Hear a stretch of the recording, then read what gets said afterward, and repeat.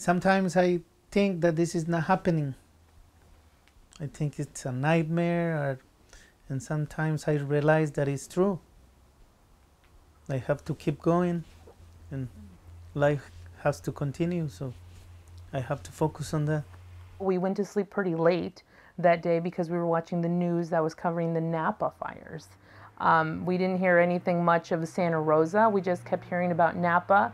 And later on probably is when the smoke woke us up again because it smells like fire. It smells like smoke. So my husband heard some noise outside from people. So he went out there and checked out that the neighbor was outside, and he told me that he was going to get ready to go outside to go see what was going on. And that's when I followed him, and he spoke to the neighbor outside, which they said that Kohl's was on fire. Yeah. That was the first report that supposedly Kohl's was on fire, that they were going to evacuate. And at that time, my husband comes back in and says, "Get your belongings. We're leaving." Yep. We left as a precaution. We did not leave because we got a text message from the county or the city that said, "Please evacuate."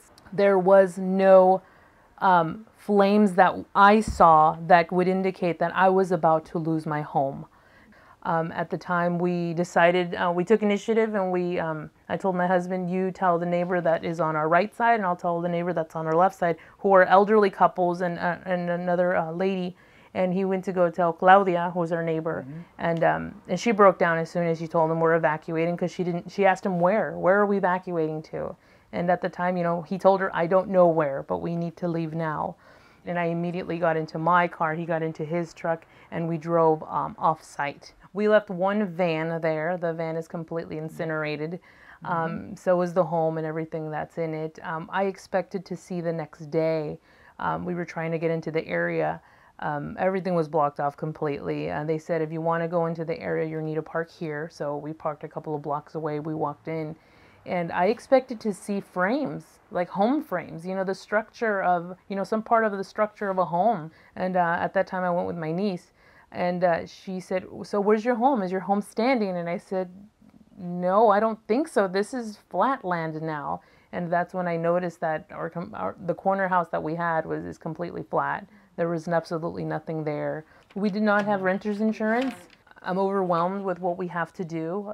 It's not easy. It's not that we're going to get the certificates granted that you were part of a fire and everything's okay. You're not going to have to pay your bills. No, you still have to pay your bills. You have to pay everything that's pending. We're now at my parents'.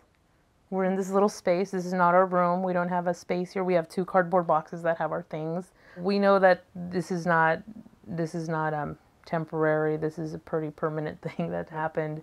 And I think what we can take away is that we have each other, right? We have each other, and we reinforce that we have friends and family who actually care about us, and that the community does get together and help each other out. I mean, I don't know what else to say.